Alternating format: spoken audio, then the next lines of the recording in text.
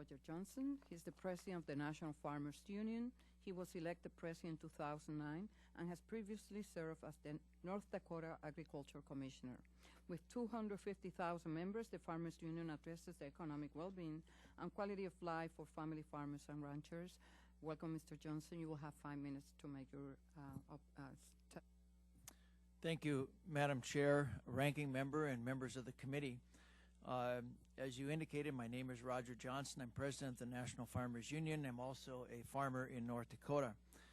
Trade policy isn't like flipping a coin with only two possible outcomes, heads or tails. It's more like rolling a six-sided die in dealing with lots of issues: domestic producers, imports, exports, the WTO, jobs, markets, etc.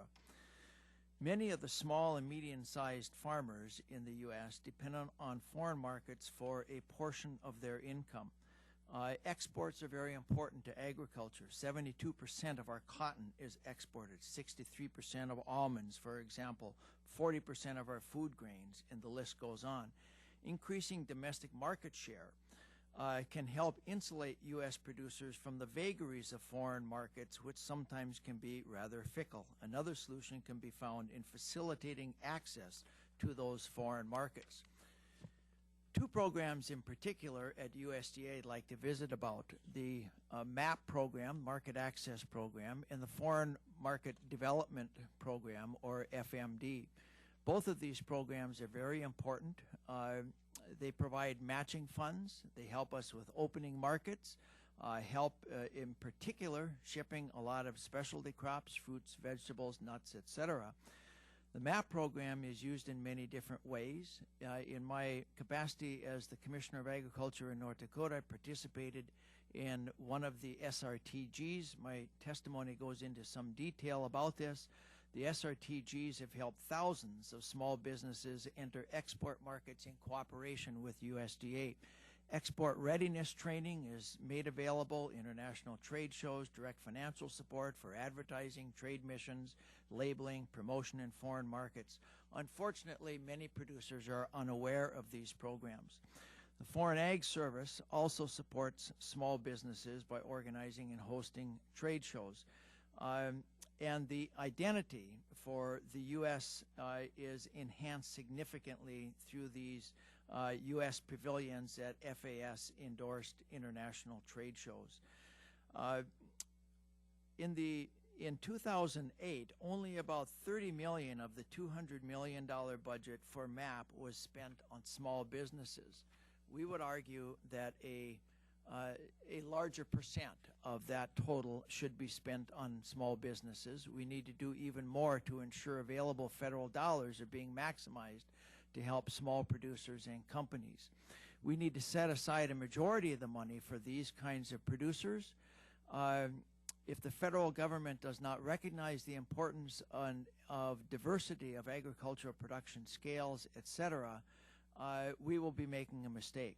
We must ensure that they are not inadvertently encouraging further concentration in agriculture through trade and export policies that might otherwise ignore the small producers and focus more on the very large companies. Past trade policies sometimes have failed to live up to their proponents' promises and have placed sometimes an undue burden on America's family farmers and ranchers. The U.S. trade deficit today is over $400 billion. Current trade policies are often not adequate in addressing issues like currency manipulation, environmental standards, labor standards, food safety issues, and other. There are two pieces of very important legislation I would draw your attention to on page 5 of my testimony.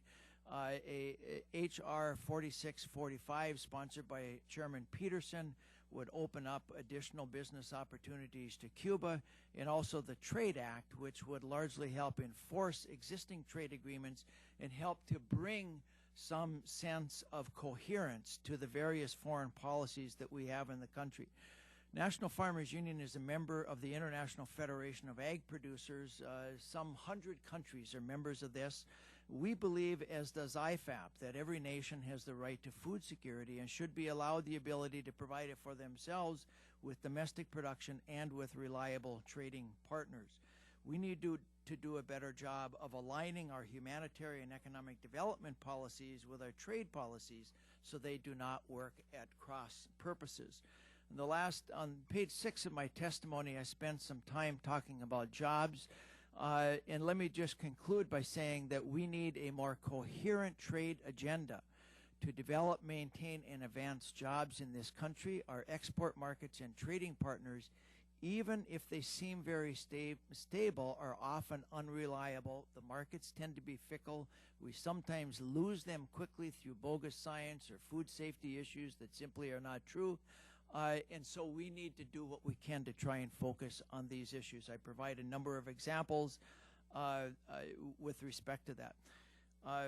Finally, let me say that real growth in U.S. exports will come with the economic growth in other countries as they achieve the ability to pay for better diets. In many cases, that means allowing other countries to support their farmers and protect their markets from world dumping. Thank you. Thank you.